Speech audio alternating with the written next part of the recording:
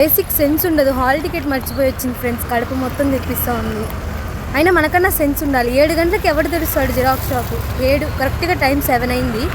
ఈ టైంకి మనం జిరాక్స్ షాప్ ఎత్తుకుంటూ వెళ్తున్నాం. ఒక్కటి కూడా ఓపెన్ లేదు ఫ్రెండ్స్. మళ్ళీ నైట్ హాస్టల్లో ఎగ్ శాండ్విచ్ చేసుకొని తిన్నారు. సెన్స్ ఉండదు. శాండ్విచ్ చేసుకోవాలని ఉంది కానీ ఎగ్జామ్ రాయాలని లేదు.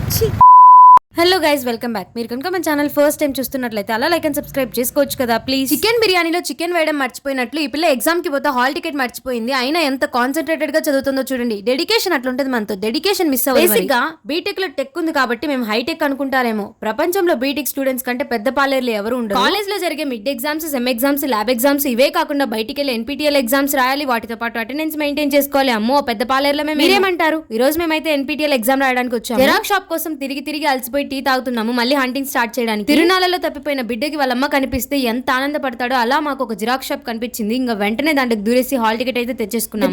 తిరిగి చాలా అలసిపోయాం కాబట్టి పొట్టలో టిఫిన్ పడేసుకుని ఎగ్జామ్ కి అయితే వెళ్ళిపోయాము. మా సెంటర్ అయితే చెప్పలేదు కదా, కేఎస్ఆర్ఎం అయితే కాదు, దాని పక్కనే ఉండే కేఓఆర్ఎం అండ్ కేఎల్ఎం పడింది. ఎగ్జామ్ అయిపోయిన తర్వాత ఏం చేసాం అనేది నెక్స్ట్ వ్లాగ్ లో పెడతాను. Do like, share and subscribe.